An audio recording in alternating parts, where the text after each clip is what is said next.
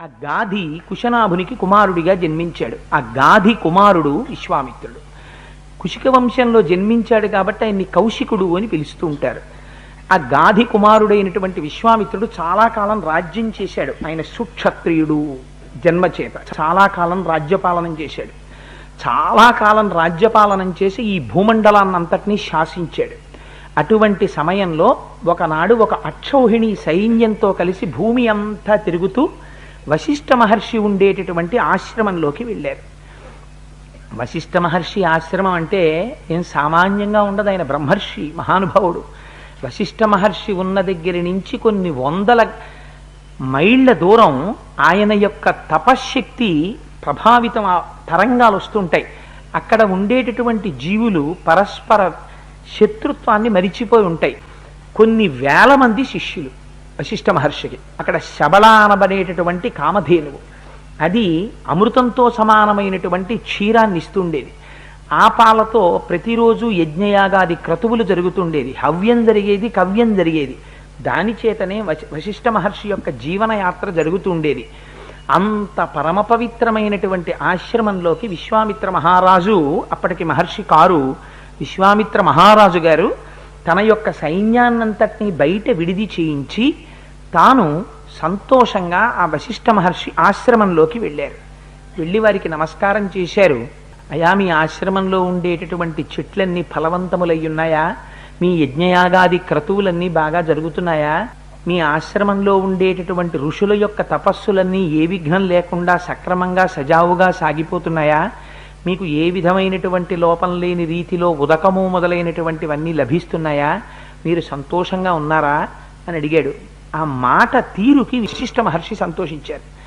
సంతోషించి, నాయనా, నేను కుశలంగా ఉన్నాను, నువ్వు రాజధర్మంతో రాజ్యం చేస్తున్నావా అని అడిగారు. సామంతులందరూ నీకు లొంగి ఉన్నారా? శత్రువులను జయించావా? నీకు మంత్రులు సక్రమంగా సాచివ్యం చేస్తున్నారా అని ఈ విషయాలన్నింటినీ వశిష్ఠ మహర్షి విశ్వామిత్రుడి దగ్గర ప్రస్తావన చేశారు. చాలా సంతోషించారు. ఉభయలు కుశల ప్రశ్నలు వేసుకున్నారు. వేసుకున్న తర్వాత విశ్వామిత్ర మహారాజు గారు లేచి సెలవు పుచ్చుకుని నేను బయలుదేరుతానన్నారు. అంటే ఆయన అన్నారు, వశిష్ఠుడు ఒక గొప్ప ధర్మాన్ని చెప్పాడు. అతిథి వస్తేనే గౌరవించి తీరాలి. అతిథులలో నువ్వు శ్రేష్ఠుడవు. ఎందుకని? ఈ భూమినంతటినీ నువ్వు పరిపాలించి రక్షిస్తున్నావు. అటువంటి రక్షకుడవై ధర్మాన్ని నిలబెడుతున్నావు. అటువంటి నువ్వు ఇవాళ ఈ సమయంలో ఆశ్రమానికి వచ్చావు.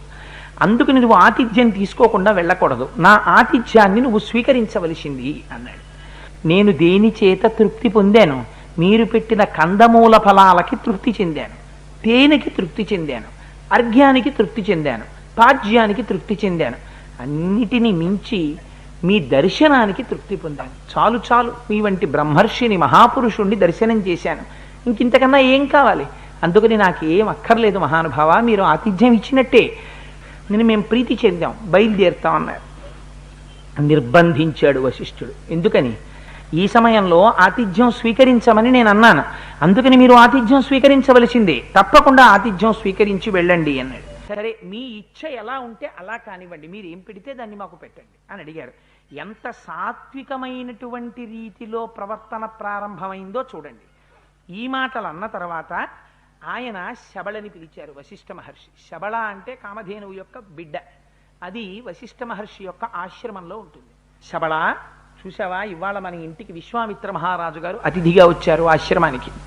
వారికి వారి వెనకాతల అక్షౌహిణి సైన్యం ఉంది, గజాలున్నాయి, అశ్వాలున్నాయి. వీటన్నింటికి, ఈ సైన్యానికి ఉత్తమోత్తమమైనటువంటి విందుని నువ్వు ఏర్పాటు చెయ్యాలి. ఎవరెవరికి ఏది ఇష్టమో వారికి కావలసినటువంటి పదార్థములను నీవు సృజించు అన్నారు. మనస్సులో ఉన్న మాటని తెలుసుకుంటుందిట శబళ. తెలుసుకుని ఏమి సృష్టించింది? చెరుకు కర్రలు సృష్టించిందిట, తేనె సృష్టించిందిట, పానీయములు సృష్టించిందిట. కొండలు పడేస్తే ఎంతంతుంటాయో అంతంత అన్నరాసులు సృష్టించిందిట. అవి ఎటువంటి అన్నరాసులు?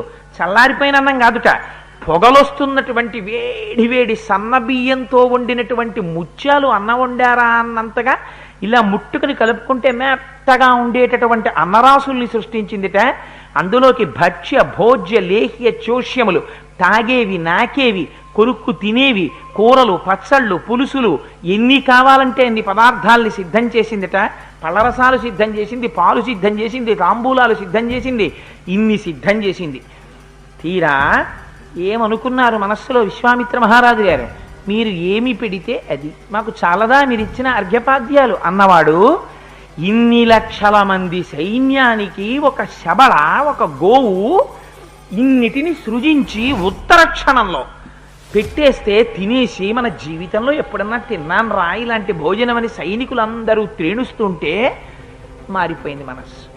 ఆశ్చర్యపోయాడు. ఏమి భోజనం పెట్టాడు రా మహానుభావుడు, పొరపాటు మనిషి ఎలా వెడతాడో చూడండి. ఇంత బ్రహ్మర్షిని చూసి నమస్కరించిన వాడు బ్రహ్మర్షి మీద గౌరవం వ్యామోహం మీదకి మళ్ళింది, శబళ మీదకి. ఈ శబళ ఇన్నిటిని సృష్టించింది, ఈ శబళ నాది ఎందుకు కాకూడదనుకున్నాడు. పోనీ అర్థిస్తే వేరుగా ఉండేది. ఒక గమ్మత్తైన మాట ఒకటి మాట్లాడాడు. మహానుభావ వశిష్ఠ, నీకు నేను ఆవుల్ని ఇస్తాను. ఎన్ని ఆవుల్ని ఇస్తాను? 1,00,000 ఆవుల్ని ఇస్తాను. ఎంత మూఢత్వం చూడండి. అది ఇన్ని లక్షల మందికి కావలసిన భోజనాన్ని క్షణంలో సిద్ధం చేసింది. అదే శబళ రేపు సీతారామ కళ్యాణం చేస్తున్నట్ట శబళ 1,00,000 గోవుల్ని సృజించు అంటే 1,00,000 గోవుల్ని సృజించదా? ఉత్తర క్షణంలో రంగురంగుల గోవులు కర్రలకు కట్టేసి ఉంటాయి. కానీ 1,00,000 గోవుల్ని ఇచ్చి శబళను అడగడం ఏమిటి అసలు? అసలు అదే పొరపాటు. కానీ మనిషి మనస్సు ఎలా మారుతుందో చూడండి. లంచం ఇవ్వడం మొదలుపెట్టాడు. ఎలా? తనకున్నటువంటి లోభం ప్రవేశించింది, మోహ పెట్టడానికి, బ్రహ్మర్షిని మోహ పెట్టడానికి ప్రయత్నం చేస్తున్నాడు. అంటే వశిష్ఠుడు అన్నాడు, ఒక నవ్వు నవ్వి, మారింది మనస్సు అని గమనించాడు. నవ్వి అన్నారు, నువ్వు 1,00,000 గోవులు ఇచ్చినా నేను ఈ శబళని ఇవ్వలేనయ్యా అన్నాడు. అంటే ఇప్పుడు ఆయనకి క్రోధం వచ్చింది. నేనన్నాడు విశ్వామిత్రుడు, బ్రహ్మర్షి వశిష్ఠ, రాజ్యంలో ఎక్కడైనా రత్నాలుంటే అవి రాజుకే చెందుతాయి. రాజు అని ఎందుకంటారంటే రత్నములు ఆయన సొమ్ము, విలువైనవన్నీ ఆయన దగ్గర ఉండాలి. చాలా విలువైనది రత్నం అయితే ఇంత విలువైన శబళ కూడా రత్నమే. అందుకని రత్నం కాబట్టి అది నా సొత్తు, సహజంగా నువ్వు ఉంచుకున్నావు దాన్ని. బ్రహ్మర్షిలో మాత్రం మార్పు రాకూడదు. నాయన విశ్వామిత్ర, ఈ ఆవు ఒక రత్నం, ఇదేదో విలువగా దాచుకోవలసిన వస్తువు అని నువ్వు అనుకుంటున్నావు. కానీ ఈ శబళకి ఏ ఆశ్రమంలో ఉన్న గౌరవం ఏమిటో తెలుసా? దేవతల ఆరాధన ఈ పాలతో జరుగుతుంది, పితృదేవతారాధనము ఈ పాలతో జరుగుతుంది. ఇది నా జీవితమునకు ఆధారమై ఉన్నది. ఈ మాట అన్న తర్వాత ఇక విశ్వామిత్రుడు అడగకూడదు అసలు. ఎందుకని? అది ఎటువంటి ఆశ్రమమో, ఎవరి ఆశ్రమమో, ఎంత తేజోవంతమైన ఆశ్రమమో గుర్తిరిగి కదా నువ్వు నమస్కరించి వచ్చావు. ఆ ఆశ్రమానికి అది మూలకందమై ఉన్నది శబళ. ఇది తెలిస్తే ఏమనాలి? అపరాధాన్ని క్షమించండి గురువుగారు, పొరపాటు అయిపోయింది, మీరు శ్రేయోభివృద్ధిగా ఆ శబళని మీరు వాడుకోండి, నా పొరపాటు మన్నించండి అని వెళ్ళిపోవాలి. అంటే ఆయన అన్నాడు 1,00,000 గోవులు కదా ముందన్నాడు. మారలా మనిషిలో ఈ మాట అన్న కొద్దీ పౌరుషం పెరుగుతోంది. ఎందుకని? కోపం నుంచి క్షత్రియ సహజమైనటువంటి కోపంతో కూడి అధికారముతో కూడినటువంటి కామం పెరుగుతోంది. అవతలవాడు ఋషి, ఇప్పుడు ఏమైపోయింది? ఎందుకు వచ్చాడు దర్శనానికి? ఆయన బ్రహ్మర్షి అని వచ్చాడు. ఇప్పుడు ఏమవుతోంది? నేను రాజుని, ఆయన ఋషి. మారుతోంది స్వభావం. నాకన్నా ఆయన తక్కువ వాడన్న భావన వస్తోంది. నేను క్షత్రియుడను, రాజును, నా శాసనమునందున్నవాడు, నా రాజ్యంలో ఒక పర్ణశాల కట్టుకుని ఉన్నవాడు, నా అనుగ్రహం మీద బ్రతుకుతున్నవాడు. ఒక ఆవుని నేను అడిగితే ఇవ్వలేడు. 1,00,000 గోవులు బహుశా సరిపోయి ఉండవు, అందుకు నీ మాట అంటున్నాడు, అందుకని పెంచుతాను కప్ప అని అనుకున్నాడు.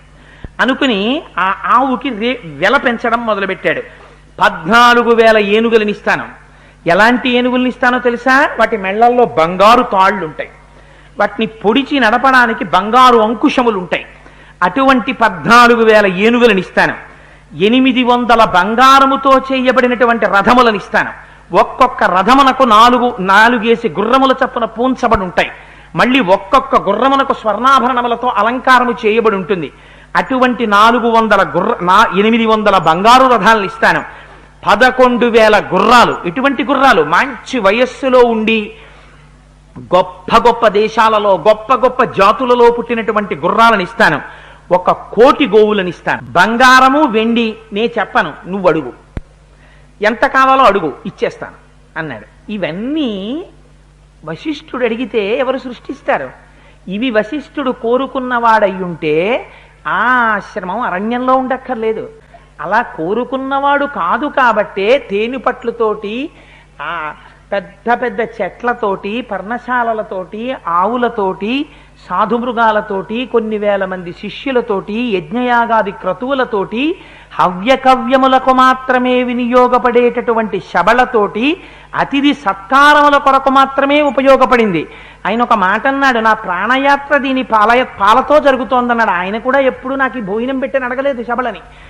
అటువంటి శబళ వశిష్ఠుడే అడిగితే ఇవన్నీ సృష్టించివ్వదా?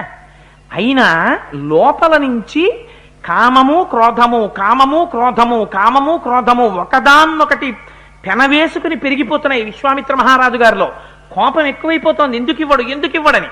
అందుకని ఇంకా ఇంకా వెలని పెంచుతున్నాడు. ఏమిటి దాని ఉద్దేశ్యం? నువ్వు ఇచ్చిన అర్ఘ్యపాద్యాలు నాకు చాలవా, నీ దర్శనం నాకు చాలదా అన్నవాడు ఇన్నిస్తాను నాకు శబళను ఎందుకు ఇవ్వమంటున్నాడు. అంటే ఆయన అన్నాడు, అబ్బాయి నువ్వు ఏదైనా ఇయ్యి, నేను ఇక మాటలాడను. అందుకని మౌనం పాటిస్తే కోపం వచ్చింది మహానుభావుడికి. దాని మెళ్ళో తాడు పట్టుకుని సైన్యాన్ని పిలిచి, ఈయన ఇవ్వడం ఏమిటి, నేను పుచ్చుకోవడం ఏమిటి, ఇది రత్నం, ఇది నాకు చెందుతుంది, ఈయన దగ్గర ఉంచుకున్నాడు ఇన్నాళ్ళు, ఈయన దగ్గర దీన్ని ఉంచవలసిన అవసరం ఏం లేదు. అడిగాను పోనీ ఏవో ఇస్తానని, ఎంత అడిగినా బెట్టు చేస్తున్నాడు, తీసుకుపోండి అన్నాడు అని దాని మెడలో పాశం పట్టుకుని గట్టిగా లాగి సైనికులు తప్పజెప్పాడు. దాన్ని ఈడ్చుకుంటూ తీసుకెళ్ళిపోతుంటే అబల అయినటువంటి స్త్రీ ఎలా ఏడుస్తుందో ఆ శబల అలా కన్నులంబట నీరు కారుస్తోంది. ఎందుకని? కోరికలు కోరుకునేటటువంటి వాళ్ళ దగ్గరికి వెళ్ళి ఉండాలని, రజస్తమో గుణములతో కూడుకున్నటువంటి వాళ్ళ దగ్గర ఉండాలని కోరుకోదు కామధేనువు. పాపం ఆ ధేనువు ఏడుస్తోంది, కన్నులంబట నీరు కారుస్తోంది. ఏ విధంగా అయితే ఒక అబల ఆర్తనాదం చేస్తుందో అలా ఆర్తనాదం చేస్తోంది. వింటున్నాడు వశిష్ఠ మహర్షి. వశిష్ఠ మహర్షి బ్రహ్మర్షి, ఆయన తలుచుకుంటే ఏదైనా చెయ్యగలడు, కానీ చెయ్యకూడదా? చేస్తే ఆయన కూడా కామక్రోధాలకు వశుడైపోయినట్టే లెక్క. వాడిన ఆవెత్తుకుపోతున్నాడు, వాడి సంగతి చూస్తానని ఈయన మంత్రాలు వేసేసి గబగబా సృష్టించేశాడు అనుకోండి. అంటే ఆవు తనకు కావాలన్న కోరిక తనకు ఉన్నట్టేగా, తనకి స్వార్థం ఉన్నట్టేగా. ఏమీ మాట్లాడలేదు, నిశ్శబ్దంగా కూర్చుంటే ఆ వెళ్ళిపోతున్నటువంటి కామధేనువుకి అనుమానం వచ్చింది. నన్ను విశ్వామిత్రుడు ఎత్తుకుపోతున్నాడా, లేకపోతే వశిష్ఠ మహర్షి పరిత్యజించాడా, నన్ను విడిచిపెట్టాడా? ఎంత గొప్ప అనుమానమో చూడండి. విశ్వామిత్రుడు తీసుకెళ్ళగలడా వశిష్ఠుడు ఇవ్వకపోతే? నేనివ్వను అన్న మాట మీద వశిష్ఠుడు నిలబడితే తరమే విశ్వామిత్రుడికి తీసుకెళ్ళడం. అంటే కామధేనువుకి తెలుసు ఒక రహస్యం, శబళకి క్షత్రియ బలం కన్నా బ్రహ్మతేజం గొప్పది. వశిష్ఠ మహర్షి యొక్క శక్తి ముందు విశ్వామిత్ర శక్తి సరిపోదు, రాచశక్తి చావదు, ఎంత అక్షౌహిణీ సైన్యం ఉన్నా నిలబడలేడు అనుకుని అది తాడు విడిపించుకుని పరిగెత్తుకుంటూ మరి వశిష్ఠుడి దగ్గరికి వెళ్ళింది. పెద్ద అంబారావం చేసింది. మేఘం మాట్లాడితే ఎలా ఉంటుందో అటువంటి ధ్వనితో మాట్లాడింది. నువ్వు నన్ను విడిచిపెట్టావా అని అడిగింది. అడిగితే ఆయన అన్నాడు, నేను నిన్ను విడిచిపెట్టలేదు, ఆ విశ్వామిత్రుడే నిన్ను బలాత్కారంగా తీసుకుపోయాడు. అయితే నువ్వెందుకు నన్ను రక్షించలేదని అడుగుతావేమో, అతను భూమికి ప్రభువు అయినటువంటి వాణ్ణి, నిష్కారణంగా అక్షౌహిణి సైన్యంతో ఉన్నవాణ్ణి, రాజు విష్ణువాంశలో ఉంటాడు. అందుకని నేను ఎదిరించి అతనితో పోరాటం చేస్తే నా బ్రహ్మర్షిత్వమే అవుతుంది. అందుకని నేను నిన్ను మాత్రం వదిలిపెట్టలేదు అని అంటే ఆవిడంది, అయితే నన్ను నేను రక్షించుకోనా అని అడిగింది. తప్పకుండా రక్షించుకో. ఇప్పటి వరకు ఏం సృష్టించింది? విశ్వామిత్ర మహారాజు గారు సైనికులు తినడానికి కావలసినటువంటి సమస్త ఆహారాన్ని సృష్టించింది. ఇప్పుడు నన్ను తీసుకుపోతున్న విశ్వామిత్రుణ్ణి, విశ్వామిత్ర సైనికుల్ని నిర్జించడానికి కావలసిన సైన్యాన్ని సృష్టించమన్నాడు. ఒక పెద్ద అంబారామం చేసింది, అంబా అని అరిచింది. అరిచేటప్పటికీ శూలాయుధరులైనటువంటి పప్లవులు కొంతమంది పుట్టి విశ్వామిత్రుడి యొక్క సైన్యాన్నంతటినీ నాశనం చేసేస్తున్నారు. చూశాడు విశ్వామిత్రుడు, ఓహో అన్నం పెట్టిన శబళ అనుకున్నాను. అన్నం పెట్టి ఇంకా నోరు ఇలా తుడుచుకుని వచ్చిన సైనికుల్ని చంపవతల పారేసింది కోపం వస్తే. ఇది కదా శబళ శక్తి అంటే అనుకున్నాడు. రథం దిగాడు, కన్నులు పెద్దవి చేసుకున్నాడు, చేతిలో కత్తి పట్టుకున్నాడు, పప్లవుల్ని చాలా మందిని సంహరించాడు. అది పప్లవులతో పాటుగా యవనుల్ని కూడా సృష్టించింది. వారందరూ వచ్చి విశ్వామిత్రుడి యొక్క సైన్యాన్ని తుడిచిపెట్టేయడం ప్రారంభం చేశారు. అప్పుడు ఆ శబళ వచ్చి వశిష్ఠ మహర్షితో చెప్పింది, చూశావా ఎదురు తిరిగాడు, సైన్యాన్ని సృష్టించాను, విశ్వామిత్రుడు ఓటమి అంచుల్లోకి ఎడుతున్నాడు. అంటే ఆయన అన్నాడు, ఇంకా యథేచ్ఛగా సృష్టి చేయి సైన్యాన్ని అన్నాడు. దాని యొక్క పొదుగులోంచి పప్పలవులు కొన్ని వేల మంది పుట్టుకొచ్చారు. యోని దేశంలోంచి యవనులు పుట్టారు. అదేవిధంగా గోమయం పడేటటువంటి స్థానంలోంచి శకులు పుట్టారు. దాని యొక్క రోమ కూపాలలోంచి వెంట్రుకలు ఉండేటటువంటి సూక్ష్మమైన రంధ్రాల్లోంచి కొన్ని లక్షల మంది హారీతులు కిరాతకులతో కలిసి పుట్టారు. పుట్టి వారు భూమిని అంతటినీ నింపేశారు. నింపేసి మొత్తం విశ్వామిత్ర సైన్యాన్ని క్షణంలో తుడిచిపెట్టేశారు. రథం దిగి చూశాడు, ఇది కదా శబళ యొక్క వీర్యం అనుకున్నాడు. అనుకుని ఆశ్చర్యపోయి కొడుకుల వంక చూశాడు. 100 కొడుకులు రథంలో ఉన్నారు. మా తండ్రికి ఇంత బాధ పెట్టాడని 100 కలిసి కత్తులు వరలోంచి తీసి వశిష్ఠ మహర్షి మీదకి పరిగెత్తారు. వశిష్ఠ మహర్షి కూర్చొనున్నారు. మీద పడుతున్న పిల్లల్ని చూసి పెద్ద హుంకారం ఒకటి చేశారు. అన్నారంతే. ఆయన అలా అనేటప్పటికీ 100 పిల్లలు భస్మరాసులై కింద పడిపోయారు. చూశాడు, అరేరే ఇది కదా బ్రహ్మ తేజస్సు అంటే, ఎందుకురా దిక్కుమాలిన రాచరికం నాకు. ఆయన తలుచుకుని అంటే 100 రాజులు బూడిదైపోయారా? ఒక ఆవు దూడ తలుచుకుంటే భూమి నిండిన సైన్యాన్ని సృష్టించిందా? ఈ వశిష్ఠుణ్ణి పాడు చెయ్యడానికి, ఈ వశిష్ఠుణ్ణి నాశనం చెయ్యడానికి నాకున్న శక్తి చాలదు. ఇప్పుడు ఏమైపోయింది? శబళ మీద కోరిక పోయింది, క్రోధం మరింత పెచ్చరిల్లిపోయి ఈ వశిష్ఠ మహర్షి అనేటటువంటి వారు లోకంలో లేకుండా చేసేయాలి. ఈయనతో యుద్ధం చేయడానికి మామూలమైన అస్త్రశస్త్రాలు సరిపోవు. ధనుర్వేదంలో ఉన్న సమస్త్రాస్త్రాలు నాకు తెలియాలి. అందుకుని బయలుదేరుతానన్నాడు. ఎక్కడికి వెళ్ళిపోయాడు?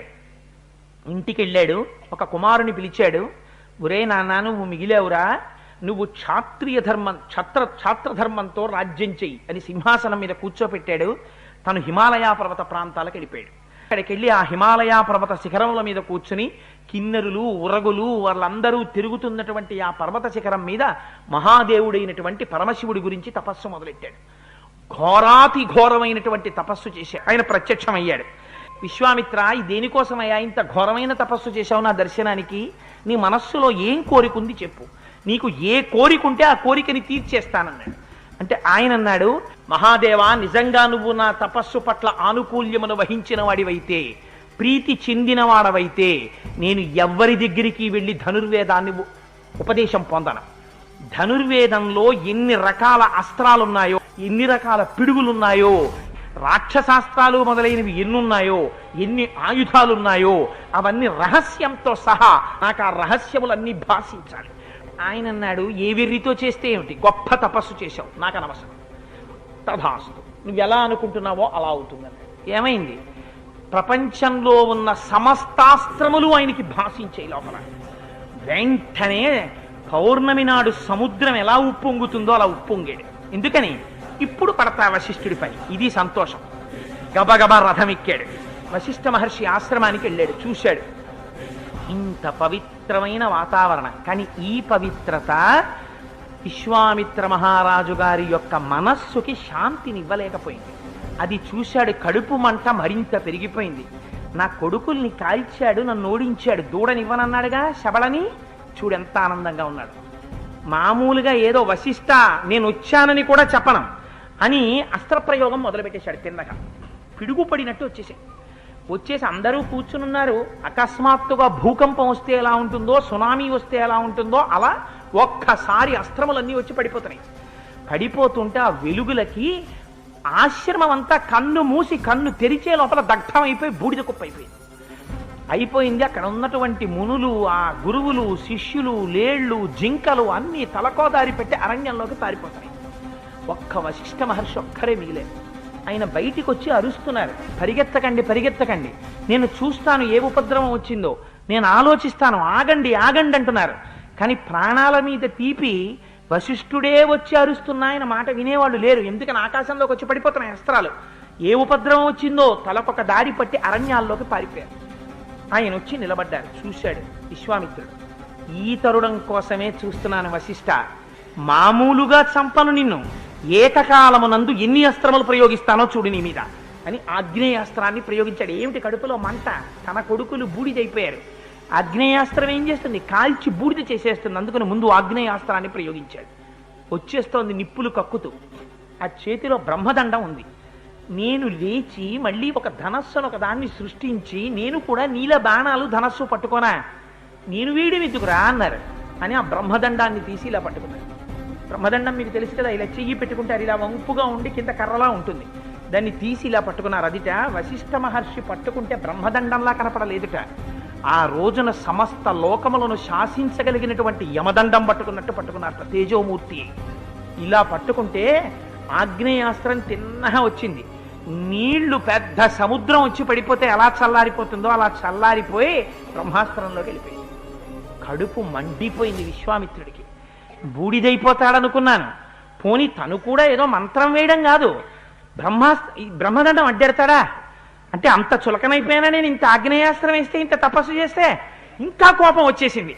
ఎన్ని అస్త్రాలున్నాయో అన్నీ వేసేస్తున్నాడు. ఉంచాస్త్రం వేసేశాడు, ఐంద్రాస్త్రం వేసేశాడు, ఆగ్నేయాస్త్రం వేసేశాడు, వార్వాస్త్రం వేసేశాడు, మానవాస్త్రం వేసేశాడు, చలిపిడుగు వేసేశాడు, పొడిపిడుగు వేసేశాడు, టంకాళం విసిరాడు, ముసలం విసిరాడు, ఆ తర్వాత ఆ పెద్ద పెద్ద గదలు విసిరాడు, ధనస్సులు విసిరాడు, అస్త్రాలు విసిరాడు.